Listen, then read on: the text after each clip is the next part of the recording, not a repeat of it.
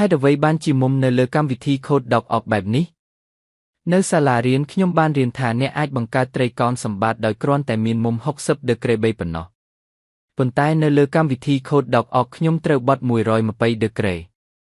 ហេតុអ្វីបានជាបែបនោះនៅពេលដែលអ្នកវាស់មុំនៅសាលារៀនជាធម្មតាអ្នកវាស់នៅផ្នែកខាងក្នុងនៃត្រីកោណនៅលើកម្មវិធី Code Doc អបវិចិត្រក៏បត់នៅផ្នែកខាងក្រៅនៃត្រីកោណនៅពេលអ្នកគូសបន្ទាត់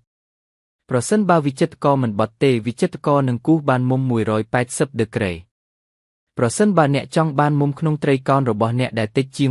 180ដឺក្រេនោះអ្នកត្រូវឲ្យវិចិត្រកររបស់អ្នកបត់ប្រសិនបើអ្នកចង់បង្កើតត្រីកោណដែលមានមុំ60ដឺក្រេនោះវិចិត្រកររបស់អ្នកត្រូវបត់120ដឺក្រេនោះគឺដោយសារតែ120ដឺក្រេបូកនឹង60ដឺក្រេស្មើនឹង180ដឺក្រេប្រហែលជាអ្នកចង់គូសការ៉េឬតកោណក្នុងករណីនោះអ្នកនឹងត្រូវការមុំ90ដឺក្រេមុំ90ដឺក្រេត្រូវយក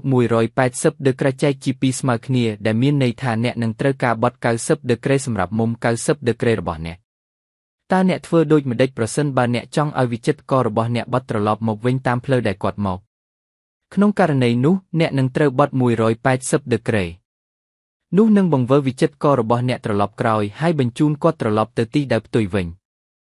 រឿងគួរឲ្យអស់សំណើចមិនថាអ្នកបត់ស្ដាំ180ដឺក្រេឬបត់ឆ្វេង180ដឺក្រេទេអ្នកនឹងបញ្ចប់នៅកន្លែងដដែលថ្ងៃនេះយើងបាននិយាយអំពីមុំជាច្រើនដែលអ្នកនឹងមានឱកាសលេងជាមួយ Block Code នៅលើកម្មវិធី Code Doc អបប៉ុន្តែនៅមានច្រើនទៀតណាស់សូមចូលមើលតាមអ៊ីនធឺណិតបន្ថែមហើយសាកល្បងដោយខ្លួនឯងសូមរីករាយនឹងការសរសេរកូដ